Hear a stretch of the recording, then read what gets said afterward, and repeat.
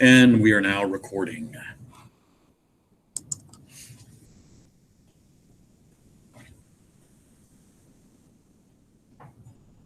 So Adam, you may not have a question. Yeah.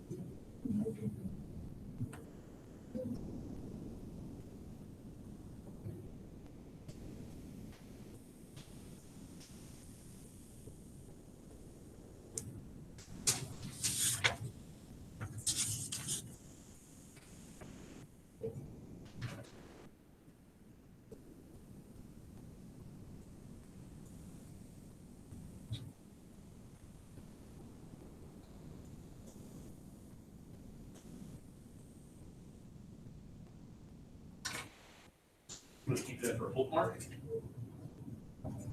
Oh, you're not there. Okay. Nice and bright, you won't lose it. Yeah, good. Thanks.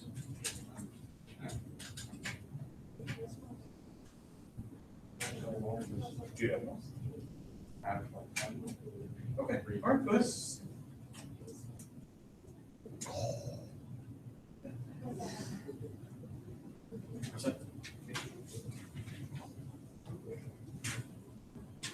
Just the first two chapters.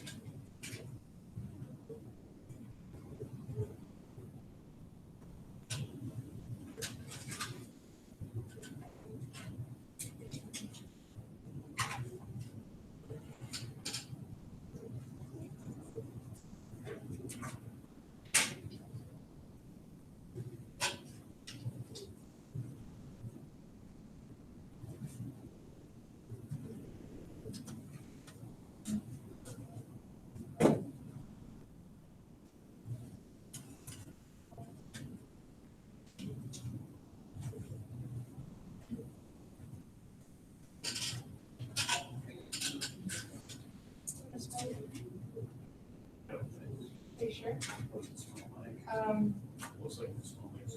This one smells like grape. Does it? Yeah. Oh, I get that. Yeah. I don't know what the other ones are. You guys grow up with those markers? Smell like, yeah. Yes. Most of those were pretty awesome. Most of them. Not all of them.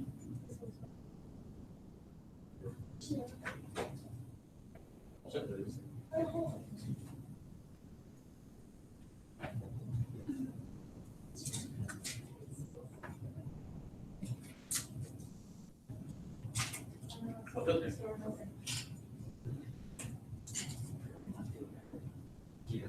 Don't mind. You do other things right in? Yeah.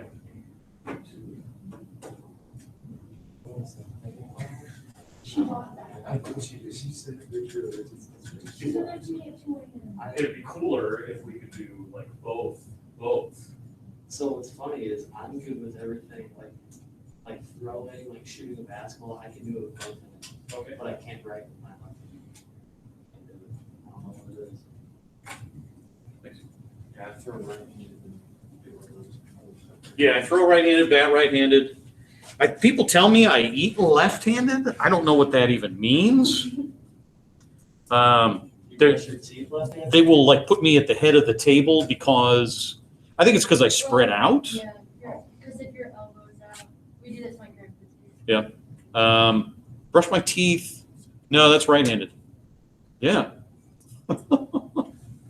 Yeah. Isn't that weird? All right. So, folks at home, any questions? You've not put anything up in the chat there. So I'm going to put the pressure on you. What do you think of these first 2 chapters in terms of this book? How are you liking it?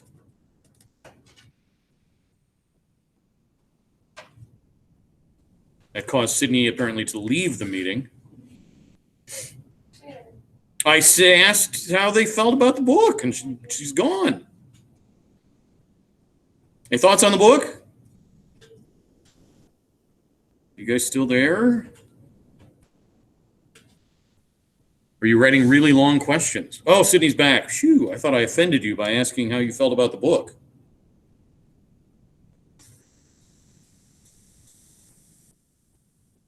All right, great. So let me see. There's not really any order for these, but these are fabulous questions. These are exactly the kinds of questions that you want to be asking. Oh, have you? I'm sorry. So if you go away, keep in mind I'm recording it. And so if you need to go back and, kind of figure out what's going on, okay. All right. So first question, how good is the relationship between Conrad and his parents? How good do you think that relationship is? What is your sense of things? We do have this. His parents are worried about how things look. Talked about the routine and that oddness of lining up the towels. Maybe Conrad he's dealing with some OCD. That's possible, but it seems as if he has to line up those towels. That there's something about that there's an order or what have you. And part of that being worried about how things look, we've got the clothes issue. Talk to him about his clothes, right? And he needs to visit with, like, the neighbor lady. Will actually learn that she is the mom of one of his friends. He should go visit Carol Lazenby. So there seems to be, I don't know, some distance. Is that fair to say? Yeah. Okay. Is the dad struggling in his mental health? What do we think about that? What do we say to that?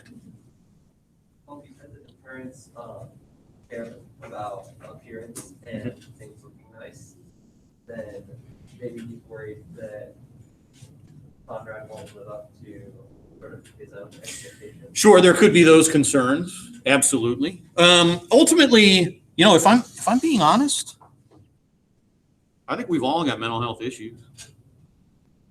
We all got stuff going on that other people don't necessarily know about. And we've all got our own things. It's nice to know that we're not alone. That ultimately is the key. It's nice to know that we're not alone, that we all struggle with different stuff. And it appears to me, he's very much in his own head. His father, Cal, is his name. So he's reflective, worried. He's worried about his son. And I get that. I worry about my kids like crazy. There's that great line in there, if you take a look at, and now you're wondering, why did Mr. Coffey get out his wallet? That great line in there, I want to say it's page, is it 12? Maybe, was it 12? Yes, it was. Page 12. 4 lines from the top there. He still believes in the picture he carries in his wallet.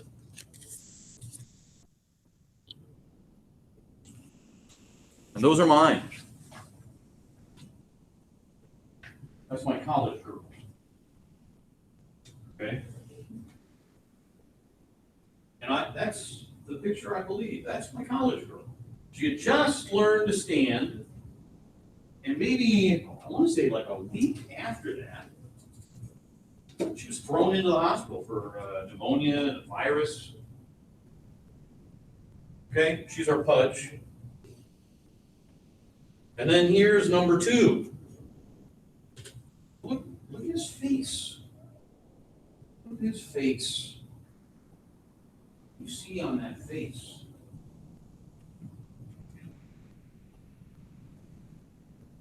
And that is a face that I see on him frequently. Maybe not quite verge of tears. That looks verge of tears, doesn't it? Yeah. But then there's a look of worry, of concern on his face. And then this is the one who feels her feelings.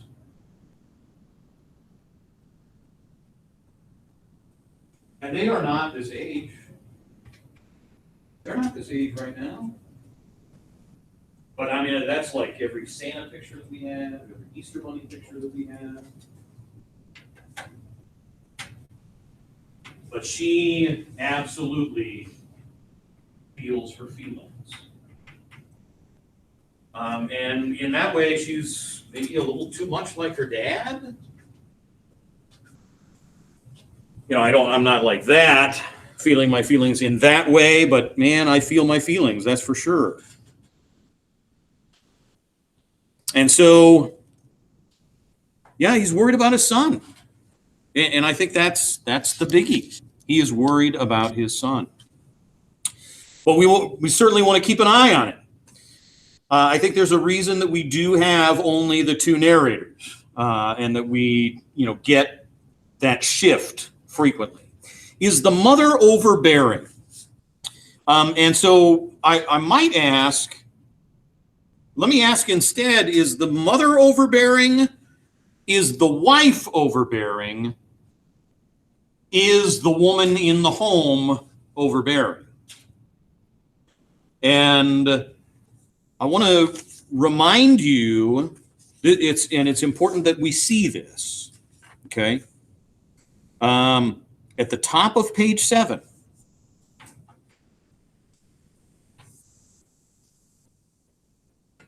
I'm very interested in this.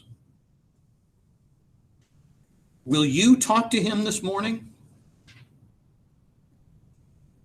And maybe the reason that I'm interested in it is because that was not ever really the person who would talk to us about stuff. It was always my mom. It was not my dad. And so, because my mom was the homemaker. Oh, and don't call her a housewife. She's not married to the house. She makes the home. So that, will you talk to him this morning about his clothes? And Conrad comes in, page 10. Beth sets breakfast up in front of Cal, eggs, bacon, toast, milk, juice. Conrad looks up. Morning. Morning, you need a ride today? No, Lazenby's picking me up at 20 after. Treats this as a piece of good news. Great! Conrad looks away, frowning. I've got to get dressed, Beth says. I tee off at 9. And so she's gone. So we want to watch Beth too. We want to watch Cal and Beth and, kind of their roles. Feel like Conrad's mother is distant. Did that contribute to Conrad's mental health? We're going to investigate that. Why did they clear his walls? Why did they clear his walls? Do we have any sense of that? Do we have a possible answer to that question? Yeah. Like fresh start. Fresh start. Trying to help. They thought it would be a good idea. Absolutely. And I think that's a big part of it. Social status. How does the social status of the family affect what actions are being taken? That may be a big part of it. But also, there's a cluelessness. I think a big struggle for families is an ability to communicate with each other. We don't always tell our parents what we're feeling. They don't, and certainly our parents don't tell us, what they're thinking or feeling necessarily. But it may have something to do with social status as well. But I think their issues go beyond just merely social status. Will Conrad being put under this much pressure eventually cause him to snap? Will he have a mental breakdown or lash out in some way? And so part of it, keep in mind, he already has. And so we're seeing him, this is him back 1 month after returning from a mental hospital. Okay, Gus, you didn't get that? That makes more sense. Okay, so that's why while he was gone, they cleared his walls. And so, that's part of the mystery. What led to that? And, how's his recovery going? And are there other things that need to happen, within the family? So I'm glad I was able to clear that up. What's the meaning of the phrase, I am a hockey nut? And so that's just funny. That's just a funny thing. It's one of the bumper stickers that maybe he used to have. Is he a Blackhawks fan too? Possibly. Could be. Why is Conrad changing? What is something happening to Conrad? He's struggling with something. And we're going to see a lot more as we move forward. I think part of it, though, is related to the mayfly question, if you remember that. Okay. We speculated, the mayflies don't even have to ask the question. They just know what they have to do. They, operate on instinct. Ultimately, they're only alive for 18 hours. Mayfly has a lifespan of 18 hours, spends that entire time laying eggs for the next generation. They know the answer. They know the answer because they never even have to ask the question. The question being, what am I supposed to do? And, so often nobody tells us what we're supposed to do. We can know the answer of what it is that we're supposed to do sometimes and still not know exactly what to do because of the pressure of the moment. Ultimately, if your car breaks down on the highway,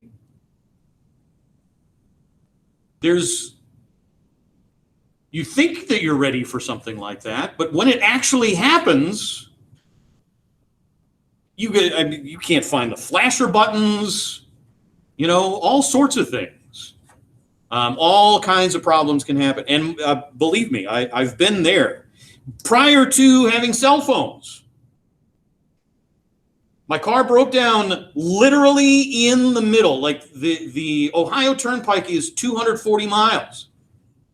I broke down at mile marker 120. And it just died. It died, and I had the sense enough to put my car into neutral and kind of coast off to the side. Very lucky. And luckily the Ohio Turnpike is well patrolled. Squad car found me and helped me get a tow. But man, it was scary business right in the middle of the Ohio Turnpike. Part of it too, though. So this why is Conrad changing? What is it that he's struggling with? And this is something that we are all, I think it's fair to say that we're all struggling with it. And believe it or not, I'm going to reference The Amazing Spider-Man with Andrew Garfield. At the very end of the movie, Peter Parker walks into his English class, and there's kind of like a bit of a lecture going on, and they're talking about the basic plots of most stories. And the teacher says, but it all boils down really to one. And that one basic plot is, who am I? And if you know, Spider-Man lore and Peter Parker, Peter Parker, he's got multiple people that he needs to be. Both student, boyfriend, nephew, and then Spider-Man. And then even as Spider-Man, there are different kinds of personalities that he needs to be. He can't act like a kid. He's Spider-Man after all. So this question of who am I, that is a question that haunts all of us at various points of our lives. Who are we really? And so that, the question that Cal asks, are you happy? That goes along with it too. And Cal's self-questioning, what is fatherhood? I'm a dad, and so I think I know what I'm supposed to be doing, but there's no plan. Being a kid. I thought I remembered what being a kid was like, but I don't know what being a kid is like anymore. So all that stuff, who am I? That uncertainty, it can be a crisis for some people. It can be a real struggle for some people. When it says growing up is serious business, he, Cal, would not be young again, not for anything. Why does he think that way? I wouldn't. I don't know that I would want to be a kid again. Certainly not necessarily with the insights that I have now. I would want, if I had to be a kid again, I would feel a lot like Tony Stark. I would want the guarantee that I would end up exactly here again. I wouldn't want to risk not having what I have. And so would that mean that I would have to have the wisdom that I have now of experience? I don't know. But I think part of it is we look upon, speaking as a dad, speaking as a teacher, I look at my kids and the things that they struggle with, the different things that they struggle with. I wouldn't want to go to school in a pandemic. My grades would suck. I would probably have failed all of my classes. I'm going to tell you that right now. I failed my second semester of, no, I'm sorry, it was my fourth semester of algebra. We had 2 years of algebra. It was called Algebra 1-2 and then Algebra 3-4. My first year of algebra was in 8th grade. My second year of algebra was my sophomore year.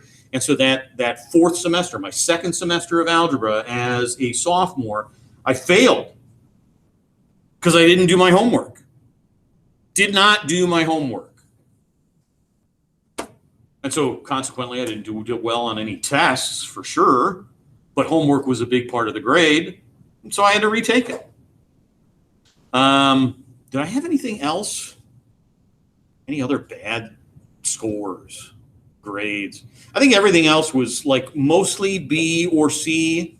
I'm amazed that I was accepted into college. And in college, I discovered I actually like learning stuff because I went to class. Yeah. Where'd you go to college at? University of Pittsburgh on academic probation. They said, yeah, we'll take you, but you are only allowed to take this many credits. You can't take a full course load. I still graduated on time because I added like one more class. I got off of academic probation like that because I went to my classes.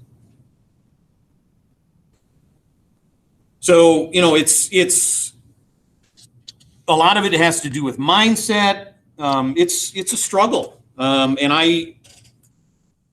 if I was plunged back into being a kid again, not knowing the things that I know now, I'd probably continue to make the same mistakes over and over again. And it would be even worse because of phones and, I don't know, maybe video games, the other kinds of distractions. I think about the things that do distract my kids. Yeah, I don't know. It's tough. It's hard out there. But it's not impossible at the same time. So we want to, we want to keep an eye on this family dynamic. Let's see. Is there anything else? I don't think so. Life is a serious big deal, though. It's hard. Chapter 3, if there are no questions. I don't think there's anything else I needed to point out into. Just that there's some interesting stuff happening. He sits on the front porch steps. So this is Conrad again, waiting for Lazenby. The air is crisp and cool, and he rubs his hands together, shivering in the thin denim jacket. He should go back inside, get a heavier one. He doesn't want to risk it. Not that she will care or say anything, but the hurdle has been jumped once today. Enough. He glances again at his watch. Almost 8:30. Lazenby's forgotten. He hopes for a moment that he has, then prays he hasn't. She would have to drive him. She has a golf game. It will make her late. The wrong direction across town, the two of them alone in the car, and he not wanting to screw up and say the wrong thing. Paul asked Lazenby, Christ's sake, don't make me stand here until she comes out. So, what does that paragraph tell us about that question? What was it? Yeah, I feel like Conrad's mother is distant. Did that contribute to Conrad's mental health? What is he afraid of? What does he not want? Yes, I don't want to have to be stuck in the car with my mom. Say the wrong thing. I don't even want to go back inside. I've already jumped the hurdle of dealing with my mom for today. Saw her in the kitchen. So what's this dynamic between he and his mom?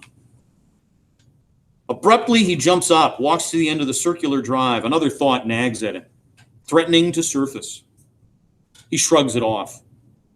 Something unpleasant. Facing the house, he stares up at his bedroom window. In the early morning, the room is his enemy. There's danger in just being awake. Here, looking up, it's a refuge. He imagines himself safely inside, in bed, with the covers pulled up, asleep, unconscious. The thought surfaces.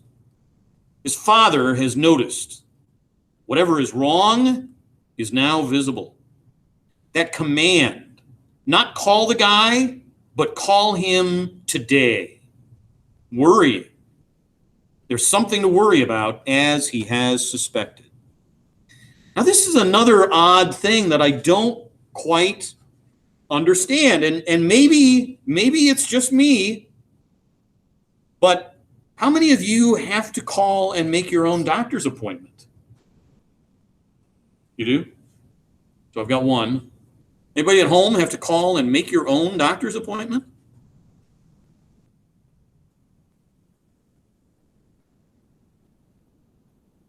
Is anybody there?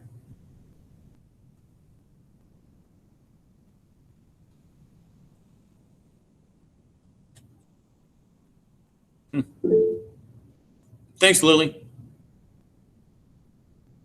Thanks, Sid. Yeah. I mean, and even now, I try to ask my wife to do it for me because I hate talking on the phone. In fact, I can make my appointment now electronically, which is a delightful sort of thing.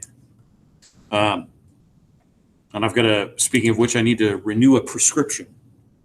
But yeah, my parents would not have made me make an appointment for myself. If they wanted me to see a doctor, they would make the appointment for me and make sure that I get there. He did not want to have his suspicions confirmed.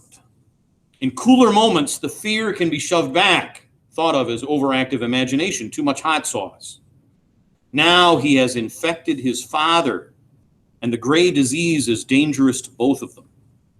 His grandmother was eager to inform him, Conrad, if you knew the strain that man was under these past months, the money was nothing compared with the strain. My heart went out to him. I can't tell you. Then don't, he felt like screaming. squirming to pass through the remark, untouched.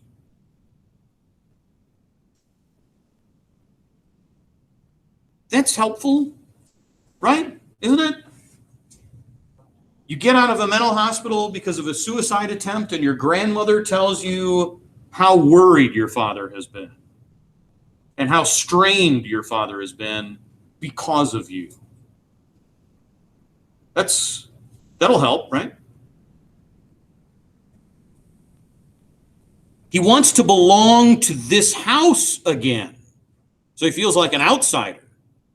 Needs to be part of these tall windows set low to the ground. Walls half hidden behind thick, waxy rhododendron leaves. The cedar hedge in front. All of it. All elegance and good taste. Good taste is absorbed through the skin like rays from the sun in this elegant, tasteful section of Lake Forest, Illinois. A direct quote from a newspaper article. They had laughed when they read it. And he laughs now, out loud. See? Haven't lost your sense of humor after all. Your sense of identity is what seems to have been misplaced. Who am I? No, wrong. You don't lose what you never had. So he feels like he's never had an identity. Why would that be? So this contributes to kind of this puzzle that we need to put together. Not quite a mystery, but certainly it could be valuable to think of it that way. Lazenby's red Mustang hurls itself into the driveway, and he tosses his books in the back seat, climbs in after them to sit beside Van Buren. We're late, Stillman says, because Dickie's mom had to pack his lunch. 2 minutes, Christ. You guys were already late when you got to my house. Van Buren moves over to make room. Hey, listen, I damn near killed myself over this poli-sci exam. Yeah, the guy wants a goddamn personal analysis of it all. I was up until 2 o'clock trying to make sense out of the crap. It helps, Lazenby drawls, if you read the crap when it's assigned, instead of inhaling it the night before the exam. Just a friendly hint. Tell me about it, Van Buren says. Stillman sneers. Get a sense of reality, will you, Lazenby? We swim our asses off every friggin' day. When are we supposed to study? Lazenby shrugs. I swim. I study. Yeah, you're perfect. Stillman twists around in the front seat. What are you reading, Jarrett? Is that Hardy? Junior English. Conrad nods. They're all seniors this year, except him. He had taken no finals last year. Not January or June. You got all junior classes this year, Stillman asks. They didn't pass you on anything? Van Buren yawns. They don't pass you on breathing in that dump if you haven't taken the final. Lazenby says, Kevin, will you quit screwing around with the dial, get something, and leave it? Stillman gives a mocking nod, turns up the volume on the radio. He continues to screw around with the dial. Conrad feels the slow, rolling pressure of panic building inside himself. The air in the back seat is being sucked out the window by a huge and powerful vacuum. Relentless, it will soon crush the car like an eggshell. They cross the Chicago Northwestern tracks, and Stillman is immediately alert on the lookout. Hey, there's Pratt, he says. Let me out. I need a jump. A small, neat-looking redhead in a blue skirt and tan jacket is hurrying along the street, her books in her arms. Nice legs, Lazenby says. Nice ass. Stillman is looking at him again, sees him glance out the window. Huh, Jarrett? Hey, look. Jarrett's interested in something. Lazenby says over his shoulder. She's new. Just moved in last spring. She's new. She's blue. She needs a screw, Stillman sings. Van Buren yawns again. Christ, you're a goddamn comedian today, aren't you? He remembers this now, about Stillman, that it's too easy for him. He's too good looking. Girls have been falling into his lap since junior high, and he's done nothing to earn it. In fact, does not deserve it. Spending his time as he does and tossing off crude remarks about them, and then grinning as if he will be president someday, a diver on the swim team. In general, he's observed that divers tend to be crappy human beings. One of life's mysteries. Hey, a tongue twister, Stillman says. Jarrett falls for Pratt's ass. How's that? Lazenby and Van Buren laugh. The remark has an indelible quality that makes Conrad's skin prickle. Stillman is an expert at that. He and Buck had phrases that would sing in the locker room for weeks. No, not today. Not today. He wills his mind to slip over it. A blur of gold leaves and green grass sliding as they turn into the parking lot behind the school. So there's a name there on page 17. This buck. Keep an eye out for that. Jarrett falls for Pratt's ass. Yeah, I like it. Stillman leers at him over the seat, giving him the presidential grin. What's the matter? Not funny? An undertone of faint hostility has crept into his voice. Conrad's stomach tightens. He needs no more enemies. He forces a laugh from the back of his throat, turns his attention outside the window. Forget it. Forget it. He was never a friend. Sends him a mental message. Screw you. He will not get it, does not operate on the same frequency, never will, so fuck it. Conrad, what's your theory on Jude Fawley? What? Miss Mellon smiles at him. Do you think he was powerless in the grip of circumstances, or could he have helped himself? I don't know, he stalls. Powerless? I guess he thought he was. What's the difference? Her attention on him now. Full force. It will smother him. Too much interest brings out every ounce of reserve he has, makes him unable to think, to formulate answers, even to hear the questions. He looks blankly back at her. The guy was a jerk, somebody says, all hung up on what was the moral thing to do. It didn't make any sense. That's too easy, Joel. And he breathes again as her attention shifts. He knows, though, that she will corner him after class, and she does.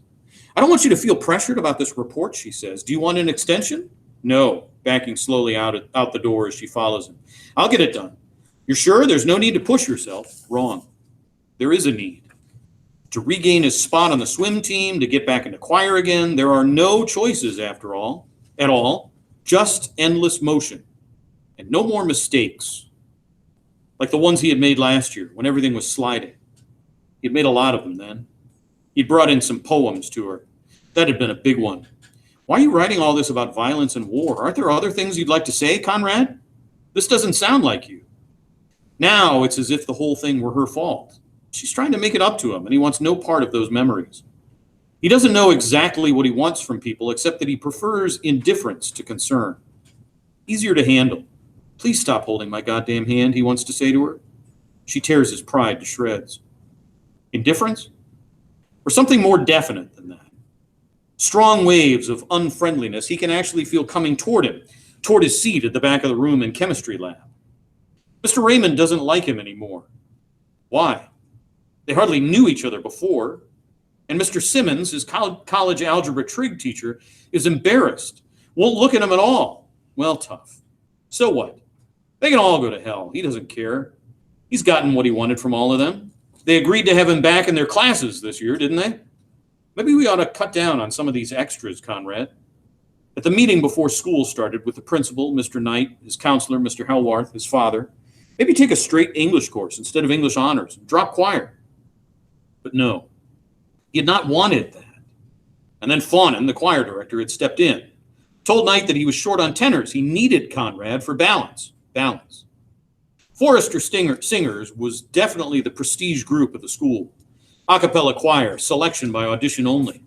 They have a reputation to maintain, and Fawnin has pull. If he needs Jarrett for balance, that's that. Choir is the one time of day when he lets down his guard. There's peace in the strict concentration that Fawnin demands of all of them, in the sweet dissonance of voices in chorus. He's sung in here since he was a freshman. Fawnin is a serious student of music, also a perfectionist of the sternest sort. Who cares about nobody, about nothing other than the music? His shirt sleeves rolled to the elbows, his tie undone, he drives them. Every minute of every hour that is spent there, they work. There's only one way to prove yourself. You sing and sing and sing. All else is unimportant. So what's the value of choir to someone who has such a busy mind? I think this sort of summarizes the paragraph when you can let it start down. Okay. Anything else? Other possibilities?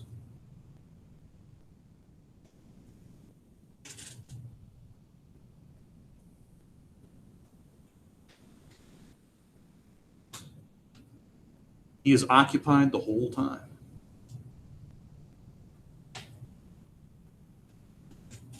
He doesn't, go into his own head. Nice job, tenors, Fawnin will say, once in a while, offhand. There are only 6 of them. He allows himself the smallest thrust of pride on those days. However, Today is not one of those days. They sift down off the stands, and he stops to retrieve his books from the back table. In front of him are two sopranos, one blonde and one redhead, whose hair hangs silk smooth and straight, almost to the middle of her back. No, not red, more of a peach color. The back of her head is 3 inches from his nose. He could touch it if he wanted to. Hi, Con. The blonde has turned around, is looking directly into his face. He can't remember her name. Hi. His face flushes, burns. Beneath the roughened skin, he can feel the rash begin to prickle, stinging nettles against his face. Have you met Janine? No. Janine Pratt, Conrad Jarrett. Nice to meet you. She smiles, puts out her hand. He stands there, stupidly confused. He still cannot remember the blonde's name. And she acts like she knows him. And this other one, the redhead, blue eyes, copper-colored freckles, a blue skirt, he suddenly remembers it, is the girl he saw from the car. Jarrett falls for Pratt's ass. God damn you, Stillman, anyway. He doesn't move, doesn't speak, stands helplessly, waiting for inspiration, for release. I think you stand behind me, Janine says. You sing better than you talk, the blonde says, giggling. And he remembers. Gail Noonan is her name. Buck took her out once. Well, she says, we'll see you. They turn away, and he walks blindly out the door behind them, down the hall toward history class. He thinks of a simple, spare melody, picking up the notes as they slide into his mind. Rainy Day Man, an old James Taylor tune. That one's really old, goes all the way back to junior high.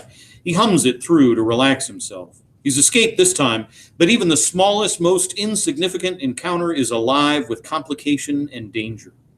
He wishes himself, for a moment, back inside the hospital, where things were predictable, mercifully dull.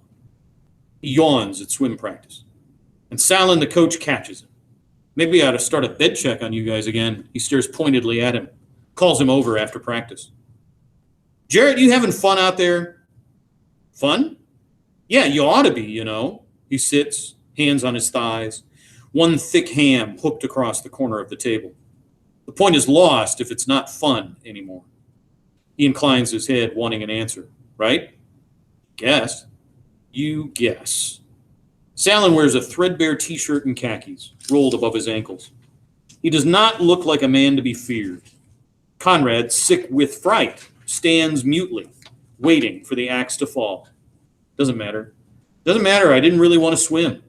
Breathing in the heavy moisture-laden air while behind him, he can feel the steam rising lazily from the blue glass surface of the pool. You on medication, Jarrett? Tranquilizers? Anything? No. Salin removes the stopwatch from around his neck. Did I ask you before if they gave you shock out there? Yeah. Yeah, what? Yeah, you asked me before, he says. Yeah, they did. Salin shakes his head, clicks his tongue in disapproval. I don't know, he says. I'm no doctor, but I don't think I'd let them mess around with my head like that. So what happened to him out there? While he was in the hospital? Do you get that?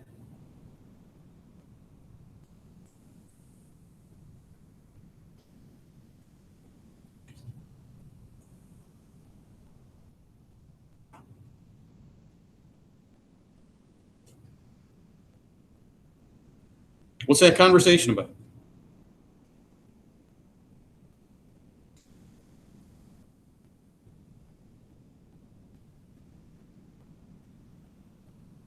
Do you know what shock is?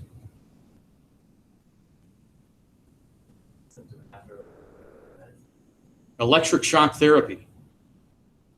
They would give him electric shocks.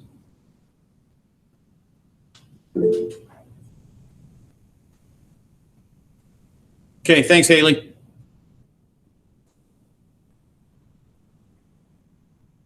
And they still do that, not as frequently, but electric shock therapy continues to be a therapy used. Conrad says nothing, does not look at Salin directly, looks instead at the low brick wall behind the table. Wasn't exactly an orgy of pleasure for me, you dumb prick. Salin is shaking his head. Your timing is lousy. I know. Look, I'm not being too rough on you, am I? But I'm wondering if it's going to be too much for you. He leans back, one arm around an upraised knee. This is a team effort, Jarrett. I got room for guys who are willing to work at it. Thing is, I can't figure out anymore if that's you or not. He lets out his breath at last. But slowly, slowly. Keep it neutral. Don't beg. I'll work, he says. I want to work. Okay, then. Better plan to stay after. We'll see if we can get your timing back. No, not today, as he starts for the pool. Start tomorrow. Go take a shower now. Get to bed at a decent hour, will you? You kids stay up till all hours and don't take care of your bodies. His tongue clicks again, this time in dismissal. Conrad heads for the locker room. He's shivering. Never hit it off with a guy, not even before. He is too brusque, too all-knowing. There's only one way to do everything, only one Main Street. In the car on the way home, Lazenby says, Salen's a damn picky bastard. He drives me nuts. Everything drives you nuts, Stillman says.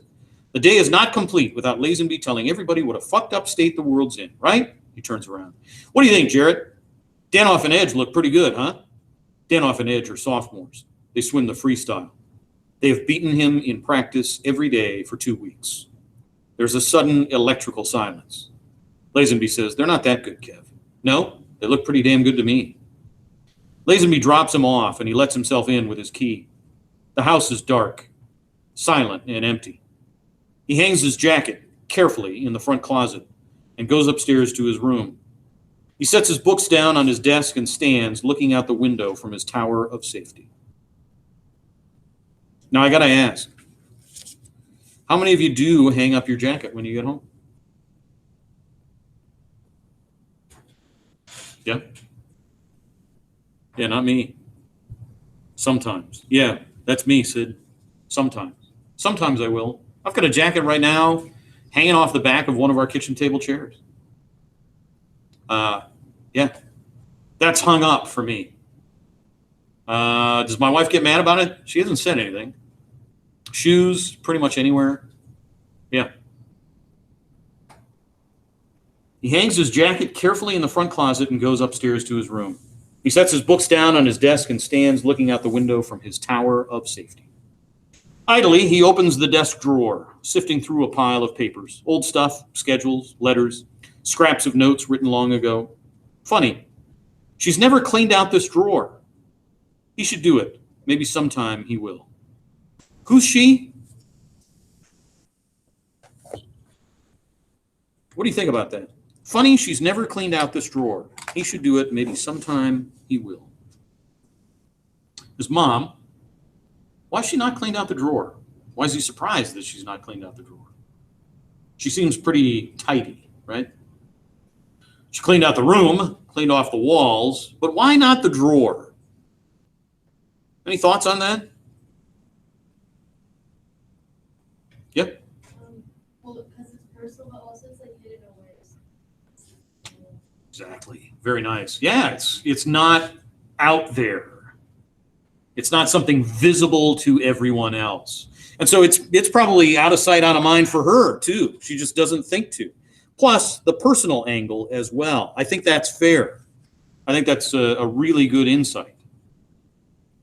Fingers ruffling, touching suddenly the glossy and slick surface of a photograph. He pulls it out, looking quickly along the bottom of it in white letters. First place, medley relay team. Lazenby, Buck, himself in the middle. Arms around each other, grinning at the camera, all confidence, on the main street. He snaps the drawer closed. It's like the hole in your mouth where a tooth was, and you cannot keep your tongue from playing with it. He goes out into the hall just as his mother reaches the top of the stairs. She jumps, drawing in her breath sharply. Sorry, he says. I didn't think you were home yet. I just got in, he says. How was your golf game? Fine. Cold. Her hair is loose about her face. She lifts it and back, rubbing her neck. Your father called. He'll be late. We're not eating until 7. Okay. She heads toward her room. I have an awful headache. I'm going to lie down a while. Okay. She's almost to her door, and he calls after her. I swam pretty well today. Salen wants me to stay later and work out. I might be starting in the 50. Good. The door closes behind her, and he stands a moment in the hall, then goes back into his room. He shuts his door and leans against it, trembling. A dull, roaring sound in his ears as he doubles over, arms crossed, pressed against his waist. His stomach tightens, as if to ward off a blow. What do you notice about that interaction? That's okay twice in a row, so they don't really have like much to say to each other. No, they certainly do not seem to have much to say to each other. Paige? It felt off. Yeah. Like Sure, absolutely. Good. How even is the conversation? How reciprocal? So she jumps, sorry, I didn't think you were home yet. I just got in. How was your golf game? Fine, cold. Your father called, he'll be late. We're not eating until 7. Okay. I have an awful headache. I'm going to lie down a while. Okay. Salen wants me to stay later. I swam pretty well today. Salen wants me to stay later and work out. I might be starting in the 50. So it closes with a lie, and she responds, good. The door closes behind her. By reciprocal, do you have a sense of what I mean? Yeah? What do I mean? So like, if one person's talking a lot more than the other one, she's like kind of leading the conversation. Yeah. Does she ask him any questions? Oh, No, how was your day? well, he asks, how's your golf game start? And I'm pretty sure that's the only question. But, certainly he's probably disinterested, probably doesn't really care. But, I mean, it's a polite thing to do. I knew that you had a golf game today. How did it go? How was that? My mom just told me the other day. She said, I had lunch with a couple of friends. Oh, how was your lunch with those friends? Where did you go? Who did you see? And it was, people that I knew from my own childhood. It was really nice to hear my mom talking about, this conversation or about the conversations that they had. And it's just, this is really weird, this conversation between the two of them. Anything else from that chapter that you're curious about? We've got that name one more time, a third time, with the photograph. First place medley relay team, Lazenby, Buck himself. First place. So Conrad is a great swimmer. But apparently these sophomores are coming up.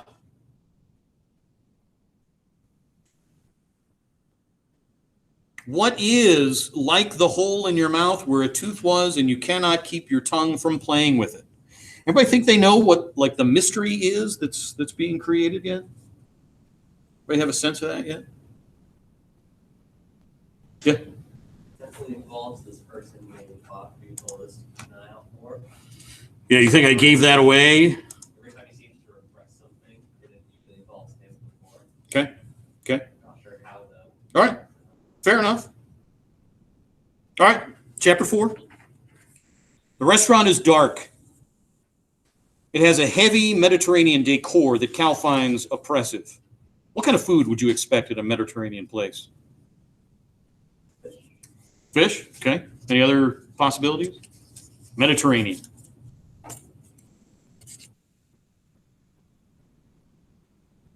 Is it Greek, Italian?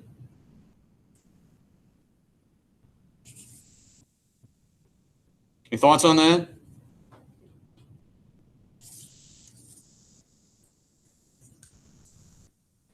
No?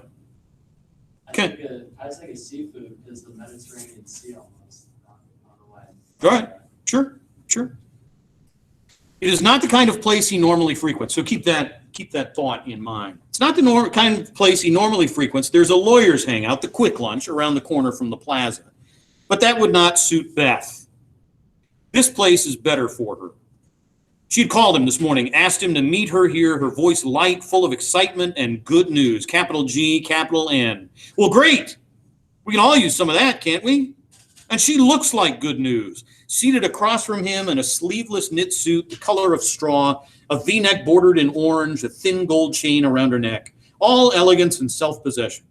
So beautiful in every detail that men and women both like to look at her. He has watched her enter enough rooms to know that walking humbly and proudly behind her, a modest smile on his lips, yes, it's true, 21 years next spring we've been married. He grins at the bartender, the envious customers. His description is accurate. Self-possessed is what she is. He emphatically does not own her, nor does he have control over her, nor can he understand or even predict with reliability her moods, her attitudes. She is a marvelous mystery to him, as complex, as interesting as she appeared to him on that first day he met her some 22 years ago on the tennis courts at the Beverly Racquet Club. Ray's father had a membership, and he was with Ray that day, working off the tensions of a hideous law exam. She was a good tennis player even then. She liked to play with men because the competition was better. She had told Ray, approaching him first. She had a friend who was good also. Would they like to play doubles? Ray was all for it. He read possibilities into it. Who cared if she could play at all? But she was good, and her friend was good. And the friend and Cal beat Beth and Ray easily. And afterward, he was never sure how it was arranged. Beth and Cal were paired off together, and Ray got the friend. They went out to dinner at the Chatterbox Cafe. God, what a storehouse of trivia he kept up there. The Chatterbox Cafe. It was an evening of unprecedented events. He had had a date with someone else that night. Midway through dinner, he had excused himself, gone to the telephone, broken the date. He never had another with any girl except Beth. I was afraid if I'd left early, he confessed to her later, I wouldn't have made enough of an impression, and you wouldn't see me again. I was afraid too, she said. I thought you might be engaged or married, and Lord, what a job it was going to be getting you away from her. I knew when you aced Ray on that first serve, I was going to marry you, and that was all there was to it. He laughs out loud, thinking about it, and Beth, sipping her drink, snaps her fingers at him. Where are you? Nowhere, right here, just thinking. What have you got there? She's pulled an envelope from her purse, and the folded sheets of slick paper are suddenly before him. Athens, Rome, London, Dubrovnik. They said it's late, but there are still openings if we can let them know immediately. Let them know what? I remember last year you said Yugoslavia, but Cal, don't you think London would be fun? Like something out of Dickens. We've never done that. Christmas in London? Listen, he says, I don't think we should plan to go away for Christmas this year. She looks at him over the rim of her glass. We go away for Christmas every year. Carefully, he folds the sheets, places them in the center of the table. I know, but not this year. The timing just isn't right. The timing isn't right, she says. What does that mean? You know what it means. Yes. She turns her head slightly away from him, wearing her hair differently today. The sharp white line of her part at the side, wings of hair swept back and clipped at the top of her head. Well, they said it would be better to leave in the middle of December and book a flight back after the first week in January. We can't go in the middle of December. You'd have to miss a week of school. And another week in January would be 2 weeks. He could meet us there when school got out. He could fly back by himself. Mother and Dad would know. They sit in silence for a moment. I think you're wrong, Cal, she says. I think it would be good for us all to go. No, just no. The waiter appears with the menus. Never mind, she says. I know what I want. The fish chowder and a green salad. Fish. Fish chowder. And a green salad, Italian dressing, and some of your special bread. Coffee, too, please. Cal orders a roast beef sandwich and coffee. It's an odd sort of choice for a Mediterranean-themed restaurant, but maybe it isn't. You know, ultimately, maybe it's just a restaurant. But the coffee. If you watch a movie from the 1970s, and the people are ordering coffee, that's a substitute for Diet Pop, diet sodas. Stuff like that didn't exist in the 70s. And so coffee tends to be the beverage of choice for a lot of people. Leaning back in the chair, he tries to make out the dimensions of the room. He imagines it in the harsh, full light of day, square and ugly. Better to keep it dark. Why don't you ask him if he wants to go? I think he will. Why wouldn't he? I think, he says, that was our mistake.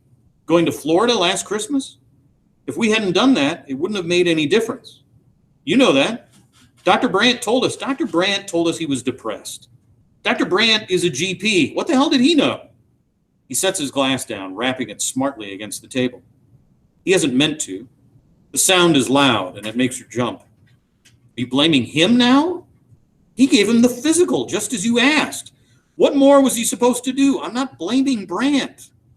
I'm not blaming anyone. It wasn't anyone's fault. I know that. You don't believe that, she says. You say it, but you don't believe it. I believe it, he says. I'm not even talking about blame.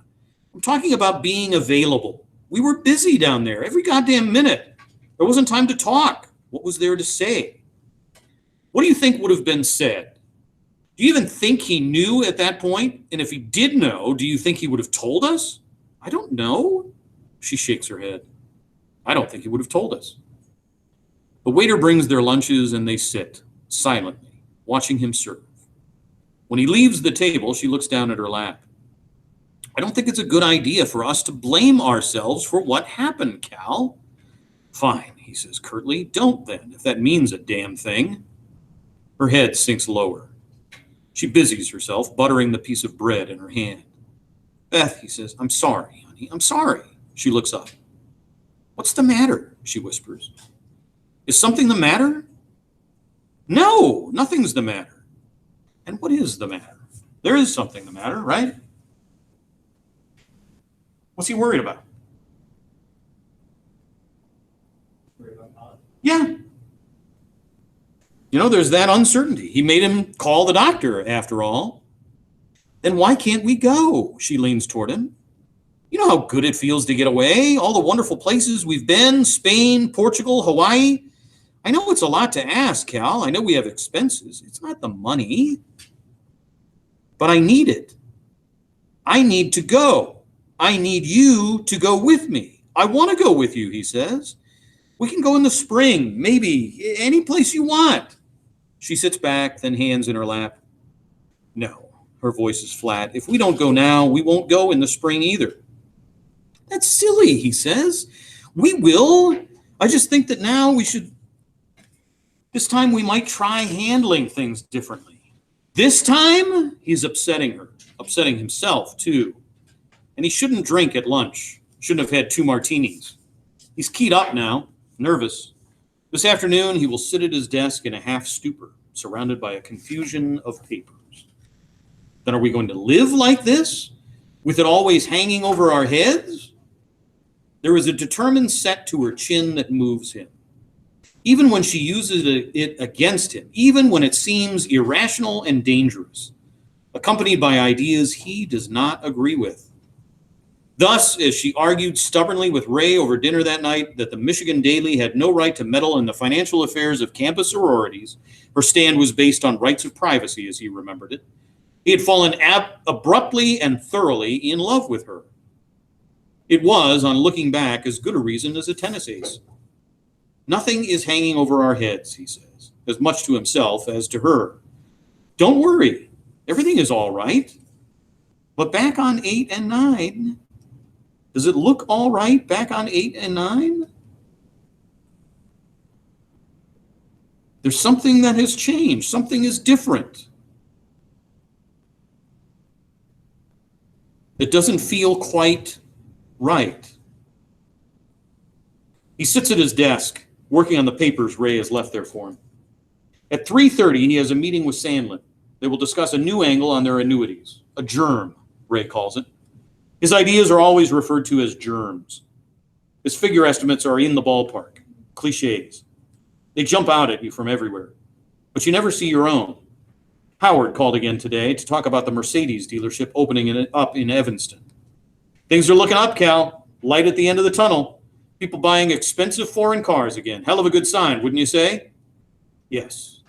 He'd agreed with this spot analysis of U.S. economy, his mind automatically registering the old favorites. Where was Out of the Woods? It was missing today. He gets up to stretch and look out the window at the North Shore Channel, the fringes of Northwestern's campus, down below Evanston proper. The offices of Hanley and Jarrett, attorneys at law, on the 8th floor of the State National Bank Plaza, overlook the whole of southwest Evanston. He's always wished they were on the eastern side of the building, preferring to look out on frozen cliffs of water in winter rather than dirty streets, dirtier cars. It's not a pleasant corner in the midst of the gray Chicago winter. Other than that, it is a good location.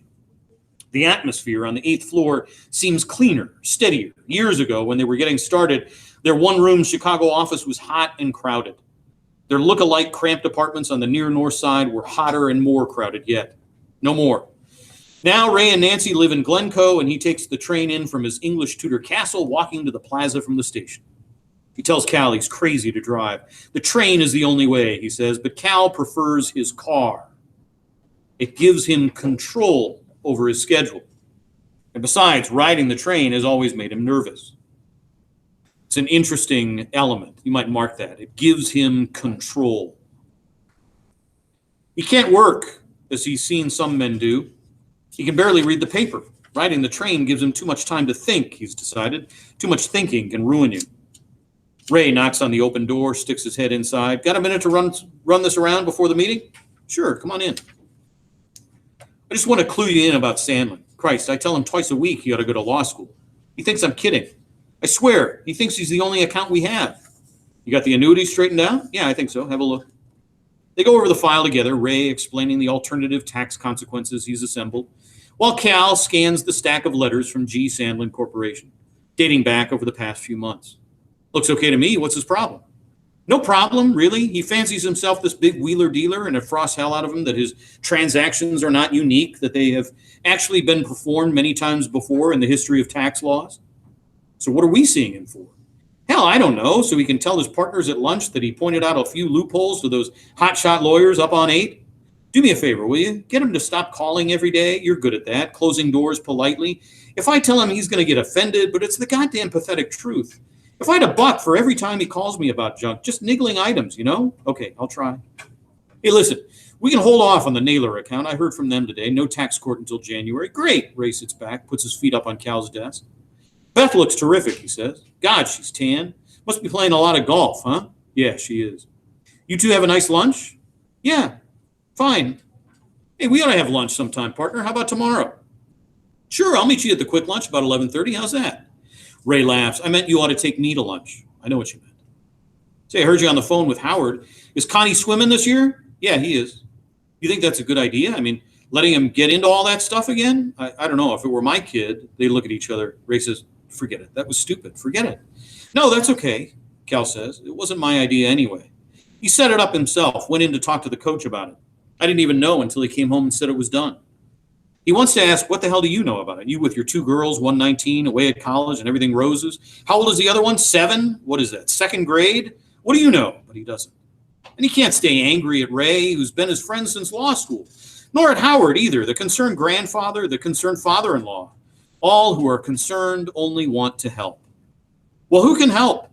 Severe depressive episodes. High risk of suicide was the initial diagnosis on the commitment papers he signed last January. A 7-word diagnosis. Is there a 7-word cure? Is he cured? Listen, Ray says, I'll give you a couple of minutes to finish up. Okay. He pushes the papers around until Ray is left, then reaches into the bottom drawer of his desk for the Evanston telephone directory.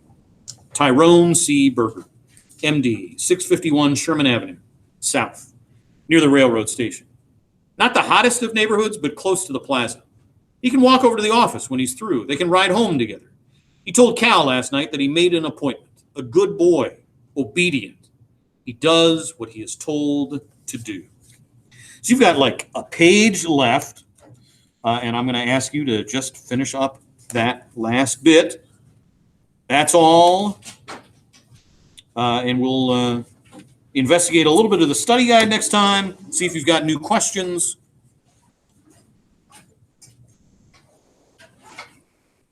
All right, folks at home, you're free to go.